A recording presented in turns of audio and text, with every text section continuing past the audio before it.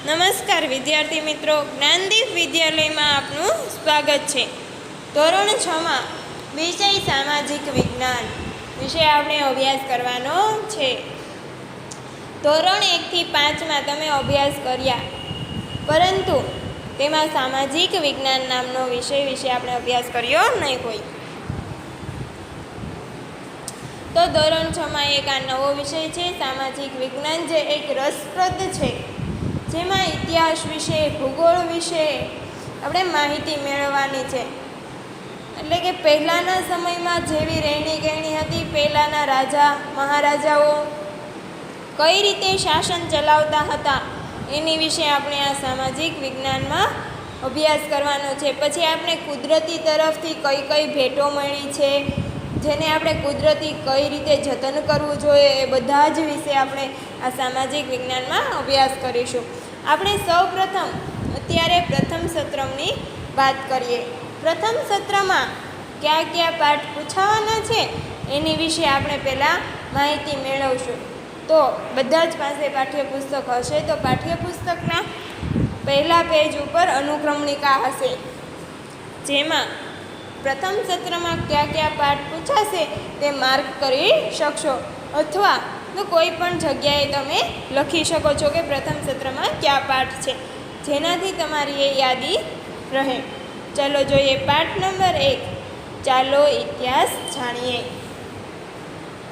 પાઠ નંબર 2, આદિમાનવથી સ્થાયી જીવનની સફર। પાઠ નંબર 3, પ્રાચીન નગરો અને ગ્રંથો।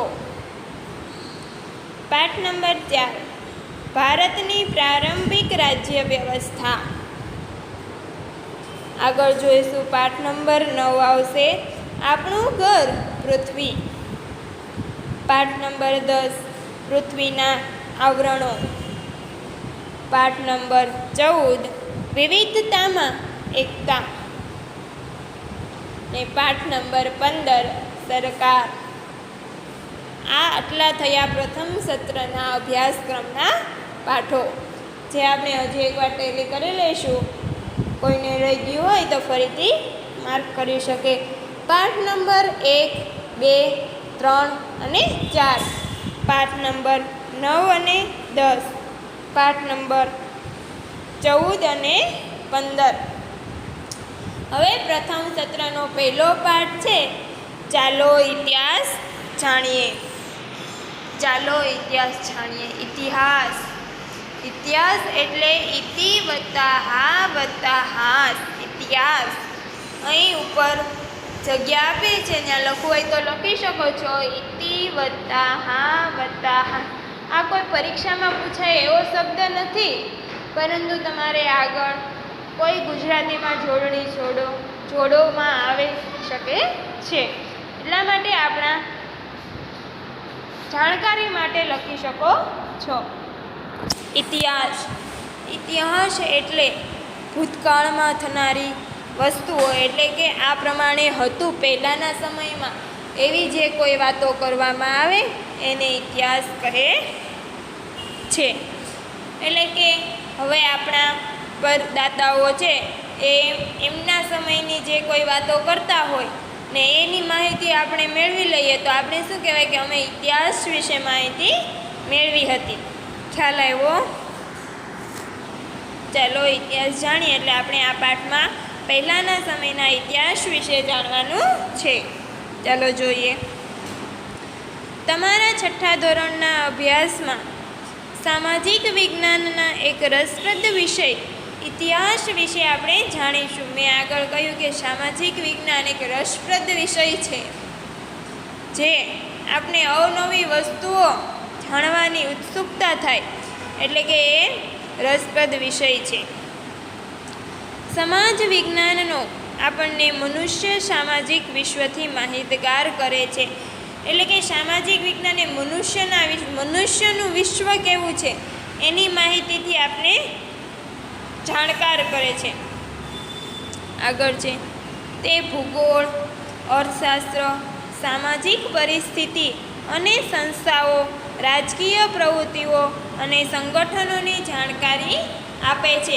તે ભૂગોળ મેં હમણાં આગળ વાત કરી કે સામાજિક વિજ્ઞાનમાં ભૂગોળ વિશે પણ આપણે અભ્યાસ કરવાનો છે, એટલે કે નદી નાળા, કુદરતી સંપત્તિઓ, જે ભગવાન તરફથી આપણે કુદરતી ભેટ મળેલી છે એનું જતન કઈ રીતે કરવું, એની જાળવણી, એ તેમનો ઉપયોગ કઈ રીતે કરવો, એને નુકસાન ન પહોંચે એ માટે શું કરવું, ભૂગોળમાં આપણે એ વિશે માહિતી મેળવવાની છે.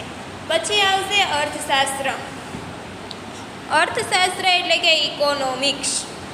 ઇકોનોમિક્સ તમારે અત્યારે નહીં પરંતુ 11-12માં અર્થશાસ્ત્ર નામનો, અત્યારે કેમ સામાજિક વિજ્ઞાન નામનો વિજ્ઞાન, ગણિત, અંગ્રેજી એમ વિષય આવે છે, એમ અર્થશાસ્ત્ર નામનો પણ એક વિષય આવશે.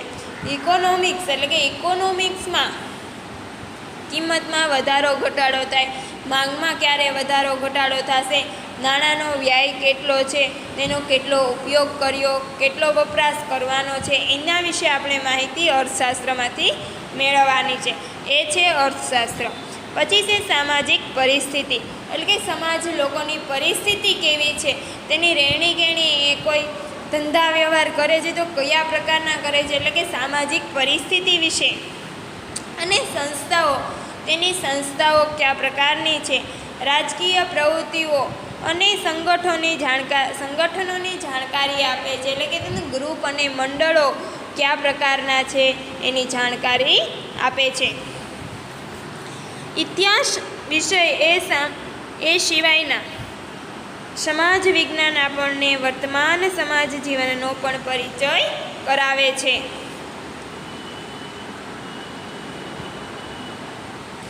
એટલે કે ઇતિહાસ એ સામાજિક જીવનમાં આપણે સમાજનો પણ પરિચય કરાવે છે. જ્યારે ઇતિહાસ એ માનવ સમાજના ભૂતકાળની માહિતી આપે છે. એટલે મેં સૌપ્રથમ કહ્યું જ હતું કે ઇતિહાસ એટલે કે ભૂતકાળની જ માહિતી મેળવવાની, કે આ પ્રમાણે પહેલાંના સમયમાં હતું એમ. એટલે કે આ જ્યારે ઇતિહાસ એ માનવ સમાજના ભૂતકાળની માહિતી આપે છે, જેની મદદથી આપણને વર્તમાન કાળને જાણી શકીએ છીએ. એના આધારે આપણે વર્તમાન કાળને જાણી શકીએ છીએ. શું આપણે ભૂતકાળના જ્ઞાન વગર વર્તમાન સમાજ જીવનને સમજી શકીએ? એટલે કે ભૂતકાળનું જ્ઞાન ન હોય તો આ વર્તમાનનો જે સમય છે એને આપણે સમજી શકીએ? એટલે કે પહેલાંના સમયમાં લોકો કઈ રીતે રહેતા હતા એનો જ ખ્યાલ આપણને ન હોય તો વર્તમાનમાં આપણે રહીએ છીએ એ સમજી શકીએ તો આપણે શું થાય કે નહીં, હજુ આનાથી સારું. એટલે તો આપણે ઇતિહાસ એટલે કે ભૂતકાળ વિશે જાણકારી મેળવી હોય તો આપણે થાય કે પહેલાંના સમયમાં લોકો આ રીતે રહેતા, એની કરતાં આપણે રહીએ છીએ ઈંટોના મકાનોમાં સિમેન્ટથી બાંધેલા, તો એ આપણું સારું છે એમ. જ્યારે અગ્નિનો ઉપયોગ શરૂ કર્યો હતો ત્યારે તેનું જીવન કેવું હતું? એટલે કે સૌ પ્રથમ જ્યારે અગ્નિની શોધ ન કરી હતી ત્યારે એનું જીવન કેવું હતું? જંગલોમાં દાવાનળ લાગે, એટલે કે એકબીજા સાથે ઝાડ અથડાય અને દાવાનળ એટલે કે અગ્નિ ઉત્પન્ન થાય, ત્યારે જંગલોને પ્રમાણમાં નુકસાન થાય છે, વૃક્ષોનો નાશ થાય છે, પશુ પક્ષીઓ પણ મૃત્યુ પામે છે, એટલે કે જંગલોનો નાશ થાય છે. એના દ્વારા જે અગ્નિ ઉત્પન્ન થતી હતી, પછી ધીમે ધીમે કરતાં માનવ જીવન એ અગ્નિનો ઉપયોગ કરવા લાગ્યો. તમે એ બાબતની કલ્પના કરો કે માનવીએ ખેતીવાડી, રસ્તા, વાહન વ્યવહાર, મકાનો વગેરે કેવી રીતે રહેતા હશે. અત્યારના સમયમાં એટલી સુવિધા હોવા છતાં આપણે શું લાગે છે કે હજુ આપણી આ પાસે નથી, આ નથી એમ. પહેલાંના સમયમાં માનવી ખેતીવાડી, રસ્તા, વાહન, મકાનો વગર કેવી રીતે રહેતા હશે એ ખાલી કલ્પના કરો. ઇતિહાસ આપણને માનવ જીવનના આવા વિવિધ રસપ્રદ પાસાઓ વિશે જાણકારી આપે છે. આપણે ઇતિહાસ થોડોક કહે ને તો આપણે એમ થાય કે હજુ કયો એમ. ઇતિહાસ વિશે આપણે જાણકારી મેળવવી હોય તો એ રસપ્રદ વિષય છે.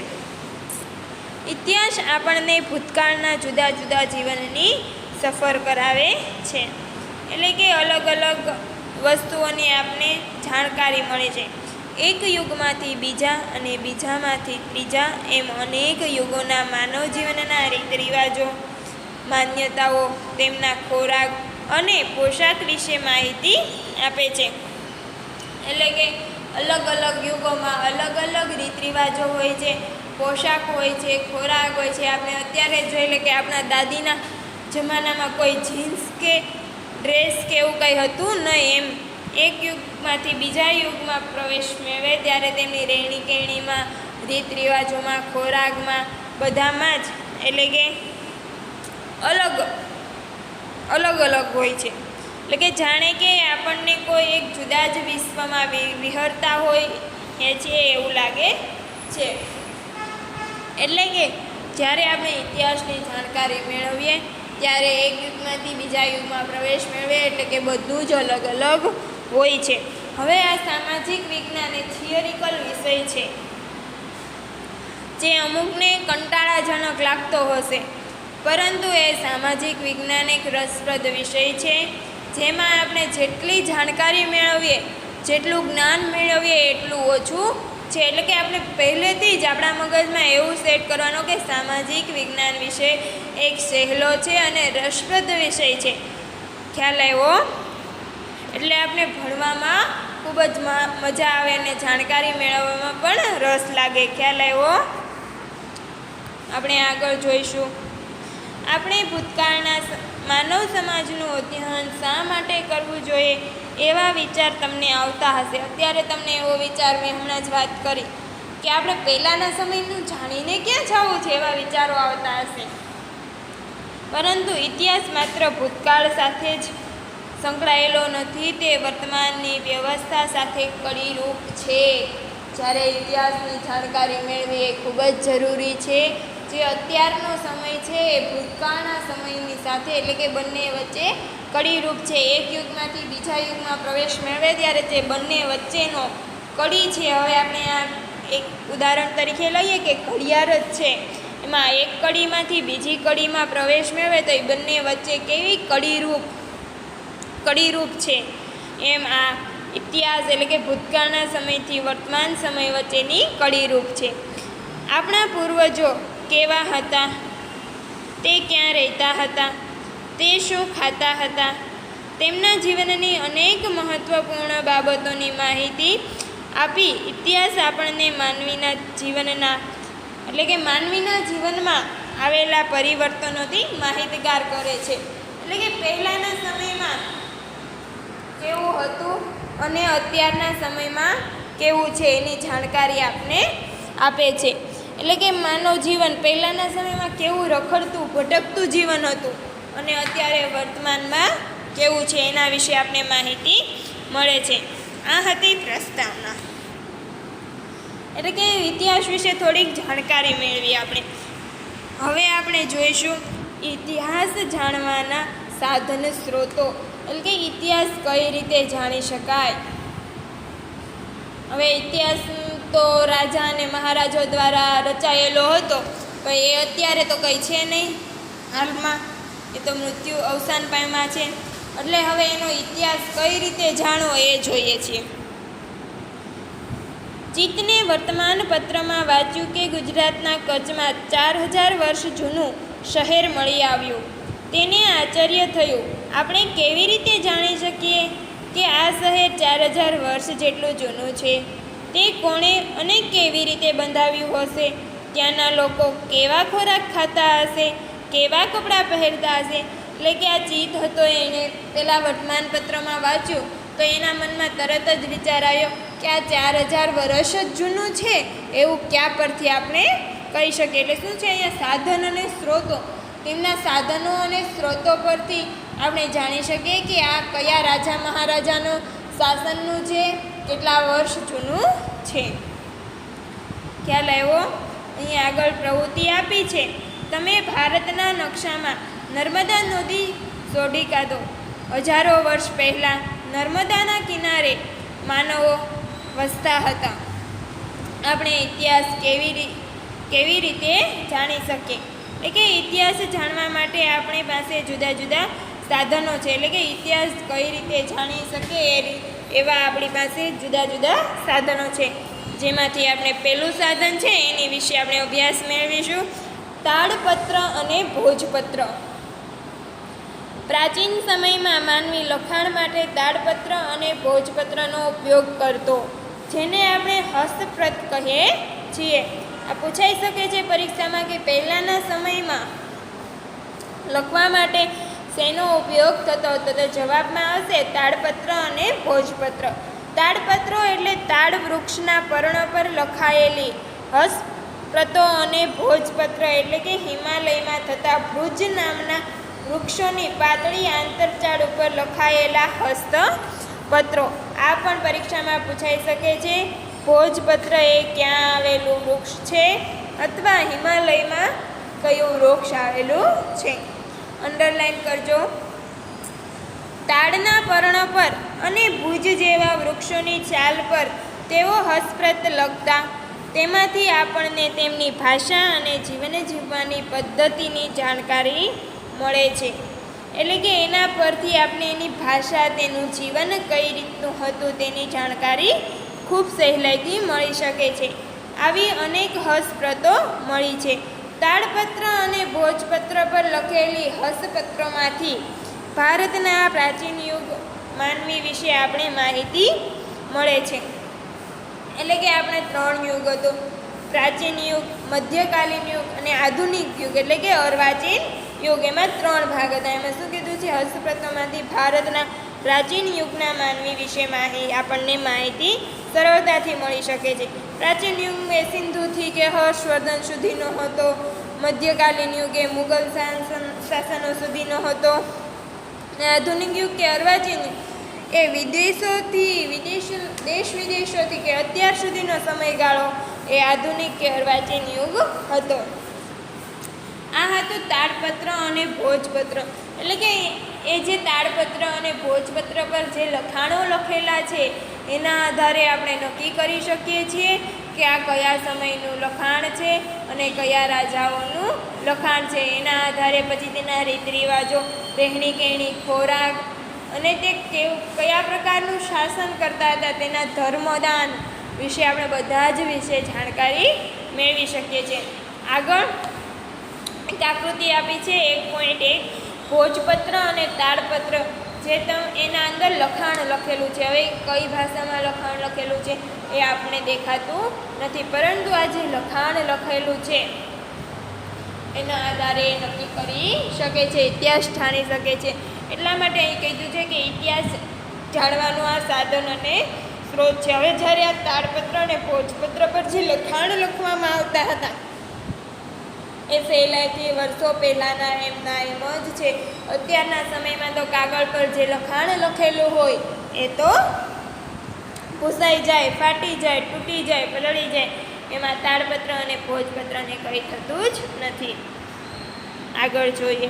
આવી હસ્તપ્રતો મંદિરો અને મઠોમાં સચવાયેલી હોય છે. એટલે કે આવા ભોજપત્રો અને તાડપત્રો એ મંદિરોમાં અથવા મઠોમાં સચવાયેલી હોય છે. તેમાં સંસ્કૃત, પ્રાકૃત અને તમિલ ભાષાના એ લખાણો મળે છે. સંસ્કૃત એ જનની એટલે કે માતા છે. જનનીની ભાષા માતાની ભાષા છે. પ્રાકૃત એ સંસ્કૃત ભાષામાંથી સુધારેલી એટલે કે સંસ્કૃતની સુધારેલી ભાષા એ પ્રાકૃત છે. અને તમિલ એટલે કે આવા અલગ અલગ ભાષાઓમાં લખાયેલા હતા. કવિતા, નાટકો, વાર્તાઓ અને મહાકાવ્યો પણ એ તાડપત્ર અને ભોજપત્રોમાંથી મળી આવ્યા છે. એટલે કે એ સમયની જે કવિતા હતા, રાજાઓ દ્વારા જે નાટકો રચવામાં આવતા, તેમની મહાકાવ્યો, એ બધું જ લખાણ તાડપત્ર અને ભોજપત્ર પર લખાયેલા મળી આવે છે. તેમાં પોથી સ્વરૂપે પણ સચવાયેલી છે. પોથી નામ સાંભળ્યું હશે, ખાસ કરીને કે આપણે સપ્તાહ બેસવાની હોય એ પહેલાં એમ કે આજે પોથી યાત્રા નીકળવાની છે. એટલે કે આ પોથી સ્વરૂપે સચવાયેલી છે. જેમાં ધાર્મિક રીત રિવાજો, સામાજિક માન્યતાઓ, રાજાઓની જીવનશૈલી, વિજ્ઞાન, શિક્ષણ, દવાઓ અને પ્રાણીઓ વિશે મોટા પ્રમાણમાં માહિતી મળે છે. એટલે કે અલગ અલગ પ્રકારની માહિતી મળી શકે છે. આ હતું ઇતિહાસ જાણવાનું સાધન અને સ્ત્રોતમાં પેલું તાડપત્ર અને ભોજપત્ર. હવે આગળ જોઈશું 2 નંબર પર અભિલેખો. ધાતુઓ અને પથ્થરો પર કોતરેલા કે લખાયેલા લેખને અભિલેખ કહેવાય છે. અંડરલાઈન કરજો, પરીક્ષામાં પૂછાઈ શકે. આપણે અભિલેખોમાંથી પણ ઇતિહાસ જાણી શકીએ છીએ, એટલે કે અભિલેખોના આધારે આપણે ઇતિહાસ જાણી શકીએ છીએ. રાજા પોતાના આદેશો એ શિલાઓ પર કોતરાવી પ્રજા સાથે સંવાદ કરતા હતા. એટલે કે તેમના જે હુકમો હતા એટલે કે એ પથ્થર પર કોતરાવીને તેમની સાથે એટલે કે તેમની પ્રજા સાથે વાતચીત કરતા હતા. પ્રાચીન ભારતમાં અનેક રાજાઓ અને રાણીઓ તેમના રાજ્ય, વિજય, ધર્મ અને સંસ્કૃતિની માહિતી આવા અભિલેખો પર અંકિત કરાવેલી છે. એટલે કે તેમને રાજ્ય પર કોઈ વિજય થયો હોય, કોઈ પરાજય થયો હોય તો એ બધાની જ માહિતી એ આ શિલાલેખ એટલે કે પથ્થર પર કોતરાવતા હતા. તેમની સંસ્કૃતિ પછી તેમનો ધર્મ એ બધું જ આ શિલાલેખો કોતરાવતા તે હજુના સમયમાં એવાના એવા છે. એટલે એના આધારે નક્કી કરી શકે કે આ કયા પ્રકારનો ઇતિહાસ છે. આવા શિલાલેખો અને અભિલેખો પર લખાયેલા લખાણો એ લાંબા સમય સુધી ટકી રહ્યા. હજુના તે સમયમાં લખેલા લખાણો હજુ એવાને એવા છે. અશોકના શિલાલેખ એ ખૂબ જ જાણીતા છે. એ બાજુમાં આકૃતિમાં દેખાય છે 1.2માં અશોકનો શિલાલેખ જૂનાગઢમાં. જે જૂનાગઢ જતા હોય તે અશોકના શિલાલેખની મુલાકાત જરૂર લેજો. હજુ જે એ સમયમાં તેમનો વિજય, ધર્મ, સંસ્કૃતિ જે શિલાલેખ પર કોતરાવેલું છે કે લખાણ લખેલું છે તે તેવુંનું તેવું છે. એટલે કે આ જે અશોકનો શિલાલેખ જૂનાગઢમાં છે એ જ રીતે અલગ અલગ 4 શિલાલેખ કોતરાવેલા હતા. બાજુમાં જગ્યા છે નીચે, ત્યાં તમારી જાણકારી માટે લખવું હોય તો લખી શકો છો કે 14 શિલાલેખો 4 નહીં 14 શિલાલેખો કોતરાવેલા હતા. 7 સ્તંભલેખો હતા અને 3 ગુફાલેખો હતા. આ બધા જ પર લેખ લખાયેલા હોય છે. એમાં સ્તંભલેખ એ વારાણસીમાં સ્તંભલેખ એ રાષ્ટ્રમુદ્દાનો છે. તમે જોયું હશે, સિક્કો જોયો ને આપણો, એમાં રાષ્ટ્રમુદ્દા હશે સિંહના 4 મોઢાવાળી આકૃતિ, જેમાંથી આપણે આગળની સાઈડથી જોઈએ એટલે આપણે સિંહના 3 મોઢા દેખાય છે અને એ કેવું હોય છે પાછળની સાઈડ. એટલે કે રાષ્ટ્રમુદ્દા છે એ વારાણસીના સિંહ મુદ્રાના સ્તંભલેખા પર લખાયેલું છે. જે 7 સ્તંભલેખો લખાવેલા છે એમાંનો એક સ્તંભલેખ એ છે. ખ્યાલ આવ્યો? આ હતું એટલે કે આ અભિલેખોના આધારે આપણે તેમનો ઇતિહાસ જાણી શકીએ છીએ. ખ્યાલ આવ્યો? આમાં શિલાલેખ અભિલેખોમાં પહેલું હતું તામ્રપત્ર, તાડપત્ર અને ભોજપત્ર. પહેલાં આપણે ઇતિહાસનું સાધન અને સ્ત્રોત હતું તાડપત્ર અને ભોજપત્ર. 2 નંબર પર આવેલો અભિલેખ. હવે આપણે આગળ જોઈશું તામ્રપત્રો. તાંબાના પતરા ઉપર કોતરીને લખવામાં આવેલું લખાણ એટલે તામ્રપત્ર. અંડરલાઈન કરજો, પરીક્ષામાં પૂછાઈ શકે છે. અનેક રાજાઓએ પોતાના વહીવટી તંત્ર અને દાનની માહિતી એટલે કે તામ્રપત્ર ઉપર કોતરાવી છે. ગુજરાતમાં આવા તામ્રપત્રો એ મોટી સંખ્યામાં મળી આવ્યા છે, જેમાંથી રાજાના નામ, તેના ધર્મ, વહીવટી તંત્ર અને દાન ધર્મની વિગતો મળે છે. મેં આગળ તમને વાત કરી કે આના આધારે શું આપણને માહિતી મળે તો કે રાજાનું નામ એટલે કે કોઈ વસ્તુ કોતરાવેલી હોય એ કોણે કોતરાવેલી છે, શું કામે તે વિજય, પરાજય, તેનું ધર્મ, સંસ્કૃતિ એ બધાના આધારે એણે કોતરાવેલી હોય તો લખેલું હોય છે લખાણ. આવા તામ્રપત્રો એ શ્રી અંડરલાઈન કરજો અહીંથી કે કયા તામ્રપત્ર પર કયામાં કોતરાવેલા છે. શ્રી હેમચંદ્રાચાર્ય જૈન જ્ઞાન મંદિર, પાટણ એટલે કે ઉત્તર Gujarat. LD institute of Indology, Navrangpura એટલે કે અમદાવાદ. ભોજ્ય અધ્યયન અને સંશોધન વિદ્યાભવન, અમદાવાદ. શ્રી મહાવીર જૈન આરાધના કેન્દ્ર, કોબા, ગાંધીનગરમાં સચવાયેલા છે. આ પરીક્ષામાં પૂછાઈ શકે છે 2 ગુણમાં કે તામ્રપત્રો ક્યાં અને કઈ કઈ જગ્યાએ સચવાયેલા છે, એટલે ખાસ અંડરલાઈન કરજો. ખ્યાલ આવ્યો? આપણે સૌ પ્રથમ તાડપત્ર અને ભોજપત્રનો અભ્યાસ કર્યો. પછી બીજા નંબર પર અભિલેખોનો અભ્યાસ કર્યો અને પછી 3 નંબર પર તામ્રપત્રનો અભ્યાસ કર્યો. હવે આપણે જોઈશું સિક્કા. સિક્કા પણ એ ઇતિહાસ જાણવાનું અગત્યનું સાધન છે. સિક્કા પર રાજાનું નામ, તેના ધર્મ, સંસ્કૃતિ તથા તેના સમય વગેરેની માહિતી મળે છે. એટલે કે સિક્કાને આધારે પણ એ કયા સંસ્કૃતિનો એટલે કે કયા રાજાનો છે એની જાણકારી મેળવી શકીએ છીએ. હવે આપણે અત્યારે જોઈએ સિક્કા, જેમાં રાષ્ટ્રમુદ્રા છે એની નીચે ઈસવીસન લખેલી હશે કે આજથી આટલી સાલ, એટલે કે એ સાલમાં સિક્કો બહાર, એટલે કે હવે આપણી પછીની જે કોઈ પેઢી આવે એની જાણકારી માટે એની ઇતિહાસની જાણકારી મેળવવી જોઈએ. સિક્કાની પાછળ ઈસવીસન મળેલો છે એટલે એને ખ્યાલ આવે તરત જ કે આ યુગનો એટલે કે આ ઇતિહાસનો સિક્કો છે. ભારતમાં ઈસવીસન પૂર્વે 5મી સદીમાં પંચમાર્ક સિક્કા મળી આવ્યા છે, જે સૌથી જૂનો સિક્કો છે. અંડરલાઈન કરજો, સૌથી જૂનો સિક્કા કયા છે. પરીક્ષામાં પૂછાઈ શકે તો લખવાનું ભારતમાં ઈસવીસન પૂર્વે 5મી સદીના પંચમાર્ક સિક્કા મળી આવ્યા છે, જે સૌથી જૂના છે. આ સિવાય ગ્રીક રાજાઓ, મૌર્યકાળ અને ગુપ્ત યુગના અનેક સોના ચાંદી તાંબાના સિક્કા જે તે રાજ્યની એટલે કે સામાજિક, ધાર્મિક, આર્થિક અને રાજકીય માહિતી મળે છે. એટલે કે આના આધારે સોના ચાંદી અને તાંબાના સિક્કાઓને આધારે આપને બધી જ માહિતીઓ અલગ અલગ મળી શકે છે.